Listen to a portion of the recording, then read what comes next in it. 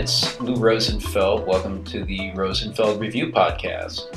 I am here with someone who's made me very sad, and that's MJ Broadbent. Hi, MJ. Hi Lou. What? How have I made you sad? Well, you're one of those great people I got to meet and partly moved to New York to get to meet. And then you went ahead and moved. And Oh, MJ went over to GE Software, where she gets to work in the Bay Area with many other really smart people like Greg Petroff and Dave Cronin and a whole host of people.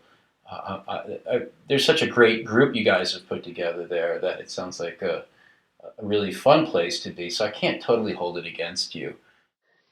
I'd agree. It was difficult to leave such a vibrant community in New York, of which I was a part, and I have to say that was part of why I came out here. There's such a rock star team, or I think a superstar team that's I'd had my eye on. Rockstar, Rock you're on the star. right track. I think rock star is a passé term anymore, but I knew that people in our professional community that whom I respected greatly were sort of there was an amalgam of them.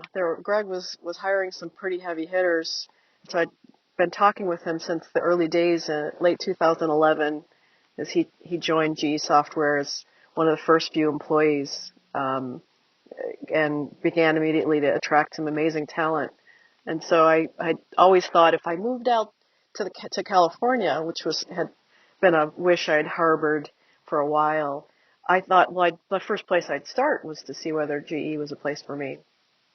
And so that's what ended up happening. But we can tell that story. Yeah. I'm very interested in. I mean, I'd like to hear a little bit about what that transition was from working in an agency in New York to finding yourself in an enormous beast of an organization, General Electric, one of the biggest on the planet, out on the West Coast. Right. Did you experience quite a bit of culture shock? Actually, no, because what's interesting and has been made this pretty seem really natural and normal for me, other than the mental shift from being most of my career has been as a consultant. I've placed myself inside of organizations and on teams and assembled with my peers to do project work for the last 20 years. I have been in and out of different kinds of agency settings, both as an employee and as a contractor. What's seamless about this is that actually GE Software, which has recently become a new entity called GE Digital, GE Software was envisioned as essentially an R&D effort inside of GE Corporate Services, a business unit at the corporate level called the Global Research Centers, global or GRC, of course, lots of acronyms. But the Global Research Centers are all over the world. They're physical places that contain just enormous talent in terms of science and engineering around GE's industrial businesses. And they're headquartered in Niskayuna, New York. So robotics and augmented reality and all kinds of amazing technologies that are being evaluated there, and those are feeding back directly into the industrial businesses in the form of expertise and consulting. So think about, I don't know exactly how many we're always opening new ones, but how many global research centers there are on the planet. But GE Software was envisioned as essentially a startup inside of Global Research Center. So I think about it like a seed. Jeff Immelt and corporate leaders said, we need to transform the way that we're making software, both in the method and in the approach. And they saw early that there was going to be a long-range play to leverage data and analytics. And so they said, we're going to put together a team and a new way of thinking about how GE makes software in the Bay Area. We're not going to go directly into the heart of Silicon Valley, but we want to be in the area to attract local talent, the best of the best. It seemed like a good hub, and I think GE's corporate strategy is to place offices and corporate locations near but not in the metro areas that they are in. So, for example, Fairfield, Connecticut with corporate headquarters near New York, right? So we're in this beautiful office park in San Ramon, which people affectionately call San Remote, because it's a bit of a haul from downtown San Francisco. But we're not in the main thrust of the horrible commuting traffic that is heading to the valley, San Jose, and so forth. And the East Bay is really perking up. I know New York Times covered Oakland in their places to visit section in this recent week, and there's a lot of great culture here, and it's just like Westchester or maybe even Brooklyn is to Manhattan in terms of the area and the geography. So back to the story of GE Digital. What's interesting about this quote unquote startup that was GE Software, the vision was to create a platform which some people know about and some people don't yet, but it's emergent, which is creating the industrial internet. And it's a predictive data and analytics platform that we call Predix. And it literally is it's a whole platform capability that we're building for ourselves, for our own industrial businesses, for our partner and third party industrial businesses, and it's also an open platform. It's meant to be something that's a play where people subscribe, and any size entity or individual could participate in that platform. So it's nascent. We've just announced it. There's some folks running betas on it. We've pushed some production software out on it in the recent months, but it's so far so good, and we've got a whole new design system emerging around that will standardize and unify and so forth. And is that some of the work that Dave Cronin presented at Enterprise UX last spring? he did. He talked about the first version of the need for a consistent design system, visual design system, the interface layer for GE software in general, because different business units were certainly observing general brand guidelines, but there were no interaction patterns that went across different businesses. So I'll pause there just to say, people think of GE, they just think of the logo and that it's a big company. And the way I describe it is that we have the corporate services that serve all of the different business units, but then the industrial business units like power and water, aviation, transportation, which is freight rail, oil and gas, healthcare. These are all basically companies of their own. They have the GE brand, but they're almost entirely self-serving. And so GE software inside of global research historically was a service to them.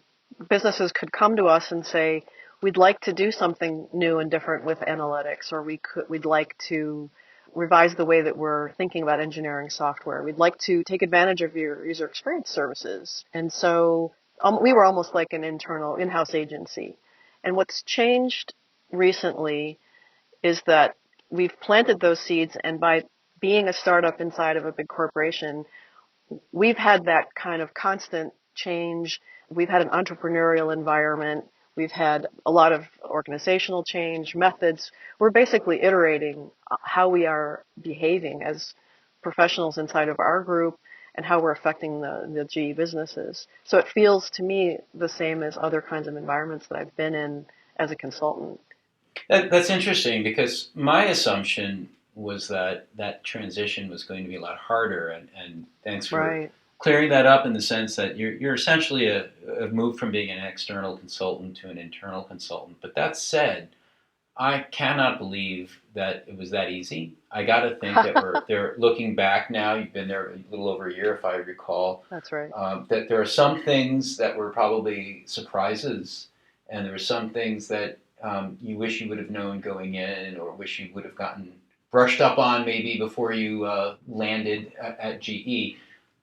I think a lot of people in the field are making the same type of transition. Right. They're going in-house when they have been consultants for a while, and even if they've been in-house, they're going from small to medium-sized organizations to huge organizations like yours. Right. What advice do you have for people making those transitions?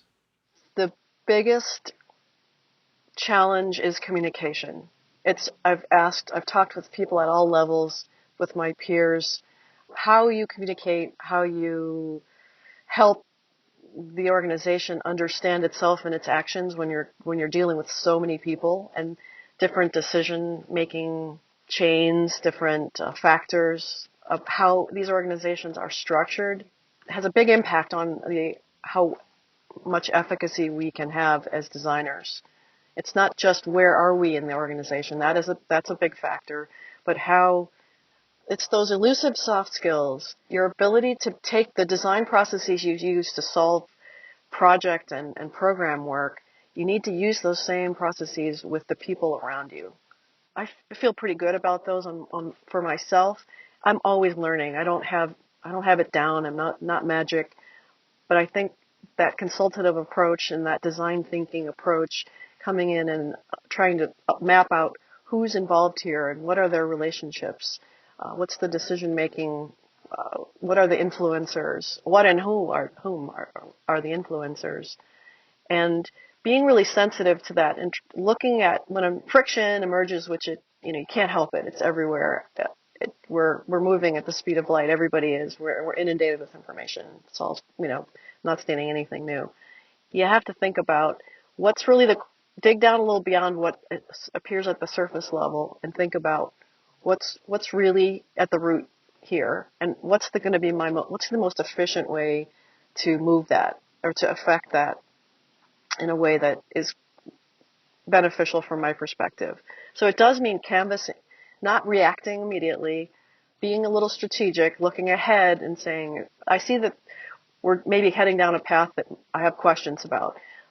Who are the stakeholders here? What are the outcomes? What's the risk? And really trying to communicate about that and mitigate. So that's what coaching I give myself, that other people give me, and that I give my team, the people that I manage. It's not easy. It's something you learn over time. But I think that exercising your empathy, trying to be clear about communicating verbally and in writing. One of the things I think we're poor at, and we're getting poorer as just we human beings, but particularly people in business, we're not writing things down so that we have a record, and that needs to be pretty lightweight. But whether it's email or there are a lot of different tools. Having something where you gain consensus around something before you enter into that activity or that spec or that process, and then you have agreement about how you're going to go. When things go off the rails, you adjust. You can point back to that consensus that you have. So documenting decisions and Absolutely. There's yeah. too much assumption and too much miscommunication, and then we end up, we lose time and we get frustrated and we have lower satisfaction when things go off the rails. So a lot of people, if you ask them in not just our field, but in many fields, what's the biggest challenge? What do they wish they had been better prepared for? They're going to say something very similar about communication. That said, what I heard from you just now were a couple things, and don't let me put words in your mouth. Sure. So correct me if I'm wrong, but Mm-hmm. first, you talked about communications in the context of time, and when you're inside an organization, not working on a client gig, but inside an organization, especially a large one where things take time to happen, you have to have that added facet in the communications of doing it over time, of seeing the long term and knowing that you have to sustain effort, not just to do your work, but to communicate your work over that horizon. And that, to me, introduces the idea of cadence in your work Mm-hmm. that I think is probably a bit richer than it might be in a consulting environment or in an agency environment. And I'm sure I'll probably get corrected by a lot of those people in this regard. The other thing I heard from you, although I'm not sure you said it outright, was that there's a bit more pressure to do sense making. Yeah. A large organization has, like you said, a bunch of acronyms, and it's split up in certain ways, and the work gets done in certain ways, and there's cultural issues as well as political issues that you have to take into account. I wonder if there have been any sense-making activities that you immediately started doing once you got to GE software. So did you start, for example, sketching a map of the environment or some other sense-making activity to help you understand where the heck you found yourself? I did, but didn't do that any differently than I would have elsewhere. Whenever I arrive somewhere, I find it really useful to use whatever tools I have available to me, a directory, the other people on the project, folks who are my customer, my client, the people who are directing my work. Make a map of the human beings. Literally, I just sketch it out, and it's an evolutionary process. You need to kind of know what the landscape is from a human perspective, and how those people fit into what their organizational relationships are as well. Because here, G software inside of global research, which, by the way, I didn't quite finish. I'll just pause for a second and say, G software inside of global research, effective October 1, but truly January 1, 2016, becomes a standalone business unit in GE called GE Digital. So it's just that seed that was planted, to finish that bit of story, has bloomed into a full-blown entity of its own that's on parallel with the other industrial businesses. It will house all of the people who create commercial software across the businesses. The size of it and the scope of it and the impact of it on GE as a corporate entity has magnified how many fold, tenfold or more. So that's an exciting piece of news that we're undergoing now, and it is based on that platform. Mazel tov. Thank you. It's exciting. I didn't imagine. I'm not surprised, but I didn't imagine that this would happen. I knew we were growing, and the corporate leaders are putting a lot of stake into what we're building, what we're doing for the future of the company. It feels, given GE's history as an inventive company, starting with Thomas Edison, this is a huge leap forward. It's a interesting gamble. It's exciting to be part of that. Even now the stakes are even higher. GE Digital aspires to be a top 10 software company or digital company in 5 years' time. So there's a pretty significant bar that we've raised for ourselves. Okay, what in terms of, yes, it's a big company. Yes, I'm now an employee. I have a 6 or 8 digit number that is my number. Whereas as a consultant, I really just have a contract and maybe a company email ID. I did worry before I got here that I would become part of the Borg, or that I would be required to be one with the Borg. But the culture is not that at all. It might look like that from the outside, but it's definitely a very entrepreneurial culture.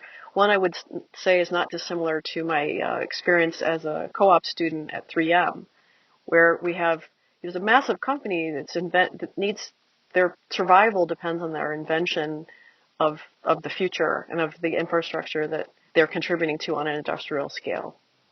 So that's pretty cool. The tactics I use, honestly, they're the same. The challenges in the environment are different. So the things I brought to the table in terms of sense making didn't really change. They were challenged more mightily because it is bigger, because there are more business units, because things are in flux, perhaps more than the circumstances I might experience at an agency. But they're doing the same things. We need to break down silos. We need to transform people's thinking and their existing processes and find ways to leverage everything. We need to leverage process. We need to leverage power to make those changes happen. And so it's forming alliances and trying to figure out the best right way to influence the best outcome. So my takeaway is if you are a person in the field who is considering this move, the issue is less about how do you do it and more about perhaps understanding your strengths and being ready with a polished set of tools that you may have already been using for this new context. That if you're a good UX person, you'll be a good UX person in that type of environment as you would with perhaps any environment. And by the way, everyone, I was asking MJ about how she does her sense making, partly because I've seen her do it. MJ is the official sketchnoter of the Enterprise UX conference. She did a wonderful job with the first one back in May, and she'll be back with us in June, June 8th through 10th, 2016 in San Antonio. And I'm so glad you're going to be back there with us. It's always great to work with you, MJ. And one last thing, I wanted to just thank you for many years of what they say in the biz, meritorious service to the Interaction Design Association. Oh, wow, and all yeah. the people that benefit from what you guys do at IXDA, between being on the board and being involved as a judge of the awards, and probably a whole bunch of things I don't even know about. People who do things like organize their peers to do good things together, like the IXDA does, deserve special thanks. So thank you. And thanks for joining us today. Thank you. I'm going to feed back that Lou, I think the Enterprise UX conference is sterling. It was a pleasure to be there, and both as a participant and as a part of your team to do drawing, visual sense making. If you don't know, I'm an advocate for going to the pencil and paper for any purpose, or the whiteboard, to do that sense making, and that everyone ought to be able to do it. It's not the unique province of designers and people who study design and have the hand skills. So I've done a lot of workshops through the years around that sort of thing. Just keep drawing, don't say you can't. And sketchnoting is a great way to think about synthesis. It's a real-time synthesis. It's a great activity to try out. It's easy to look up, and there are a lot of folks with great resources around that. And then to the IXDA piece, I think the IXDA to me is probably a bit like the IAI is to you, the Information Architecture Institute, Lou. I got involved early, and so I can't help myself but to keep a hand in and keep contributing back to the community. And I actually will say that the latest effort, I'm chairing the awards platform for this year with my colleague Thomas Kuber from Berlin, IXDA Berlin, and UX Camp Europe. We are planning. I'm working with Brenda Sanderson, the executive director for Interaction Design Association, IXDA. We're hopeful that we'll be granted a National Endowment for the Arts grant to take all of the great content IXDA has amassed through the past decade or more. It actually turned 10 years old in terms of its incorporation this year. And there are videos and discussions and 5 years worth of interaction design excellence from the awards platform that we believe they're scattered around in different web properties. We don't have an archive. We don't have a way of having educators find that, or folks who are looking for a new agency to find that. I'm going to be I'll be running a workshop at the Education Summit that precedes the Interaction Conference upcoming in Helsinki, Finland, first days of March. Dave Malouf's education and Fred Beecher co-chairing the Education Summit. I'll be doing a workshop there to envision what that archive might look like from an education and student and educator perspective, just to brainstorm that. So IXDA is close to my heart, and it's been part of how I've gotten to know some of the folks that have led me to these amazing opportunities professionally. So I can't complain. So the message there to leave people with is you can hang out with MJ and help do some good through IXDA at her workshop early on in the IXDA conference, the Interaction Conference in Helsinki in March. And in general, that kind of contribution is just, as many of us have found, then pays a lot of rewards later on in terms of great people that you'll meet and learn from and help as well, and that really then amps up your own career. Great talking with you, MJ. Thank you, Lou. And I will look forward to seeing you next time you're in New York. Absolutely. And thanks for joining us, everyone. I appreciate the opportunity. Bye-bye.